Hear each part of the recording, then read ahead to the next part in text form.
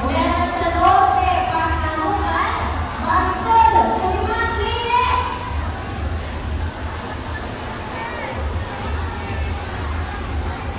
Mula sa Carlagan, Burdeos, Christine, Giselle, Susa. Sabi sa mga Christine, yun, nakatalaman na. Mula sa Barangay Talisoy, Humalig, Lawrence Nemi.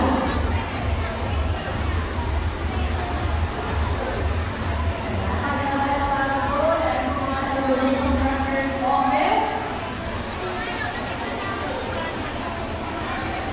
Mula naman sa Barangay Buhay Infanta, Teresita Bento.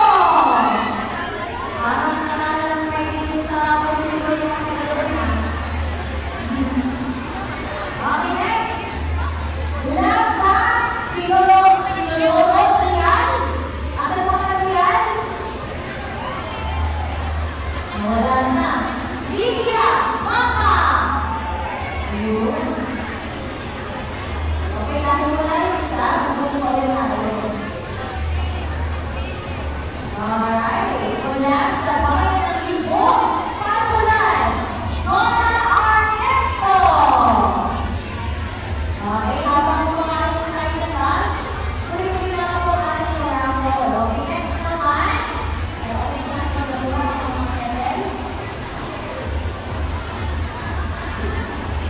Congratulations po sa mga nakatanggap ng electrical bagay na bagay sa panahon.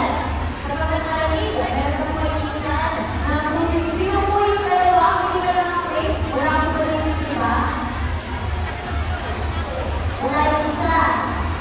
Ay, yung dalawa wala. O, ibigay ka naman kung tubig. Okay. Para sa isa, para tayo na sa Pegay at Poblacion Sur, Pagtanungan, Eloisa Loretta Sevilla. Nandito ba? Sumigaw ng bar na, walang din. Ayun, muli magandang tanghali po mga kamaling. Narito po tayo sa Convention Hall ng Barangay Kumon.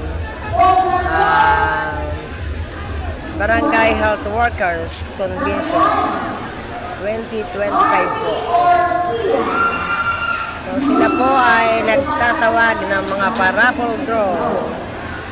Marami na pong nabubunot sa saan man po, sa Reyna Pugi po. Ayan. Barangay Health Worker ng Reyna Pugi.